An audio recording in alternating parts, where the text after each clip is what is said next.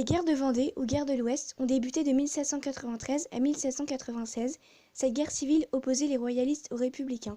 Tout d'abord, la République ordonne la levée de 300 000 hommes pour soutenir les armées en guerre contre les pays voisins de la France qui veulent empêcher la Révolution. Or, à l'Ouest, on n'est pas forcément très enthousiasmé à l'idée d'aller se faire tuer. De plus, la République oblige aussi les prêtres à prêter serment à la constitution civile du clergé. Seulement, une partie des prêtres refuse de prêter serment par fidélité au pape. Ils se retrouvent alors déportés puis exécutés. Les paroissiens soutiennent leurs prêtres. Ils voient les décisions de la République comme une atteinte directe à leurs convictions religieuses.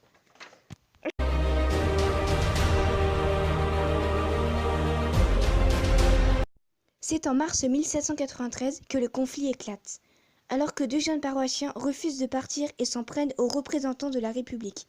La guerre est déclarée. Parmi les grands chefs, nous retrouvons Catelino, Stofflet, Delbé, La Roche-Jacquelin, Bonchamp, Lescure et bien sûr Charette. La révolte regroupe une partie de la région appelée Vendée militaire.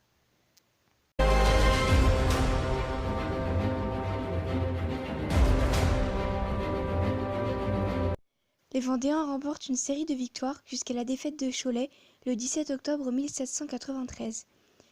Le reste de l'armée vendéenne traverse alors la Loire pour se ruer sur Granville ou espérant une aide de la marine anglaise. C'est l'échec. Les Anglais ne sont pas venus, ce qui provoque un retour désastreux, pourchassé et exterminé par les armées de la République et notamment par le général Westermann qui remporte une victoire décisive à Savenay le 23 décembre 1793.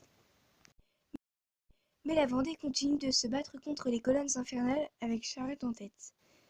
Puis, en février 1795, la loi de la Jaunée est conclue garantissant la paix religieuse.